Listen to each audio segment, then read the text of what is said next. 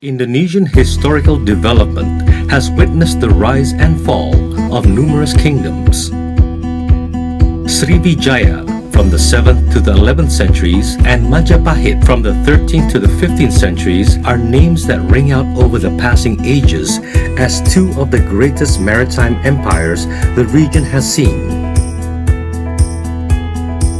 They operated huge fleets that controlled the waters around them and used the maritime expertise to effectively manage the ocean's potential resources in order to reap optimal political, economical, social, and cultural advantage and reward.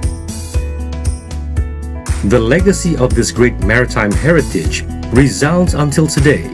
We can see traces in the lifeways of ethnic groups in Nias, Mentawai, the Suku Laut of the Riau Islands, Bajau, Bugus, Maluku, Papua, and many others.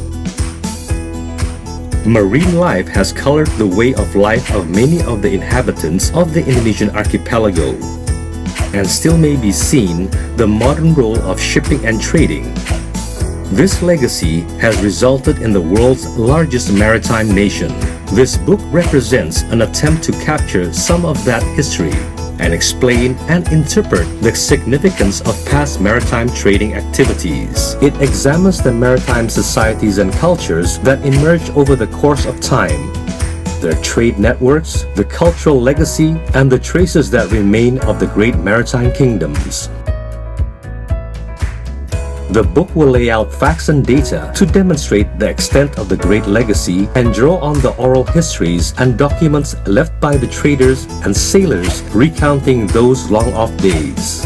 The maritime legacy of Indonesia serves also as a tribute to those ancestors who opened up trade in agricultural and maritime produce, as well as artifacts that were brought into the region and linked the Indonesian peoples to the rest of the world. It is the hope of the authors that by reading this book, people will regain something of the pride and sense of achievements of their forebearers. The Maritime Legacy of Indonesia, published in commemoration of the 239th anniversary of the National Museum of Indonesia.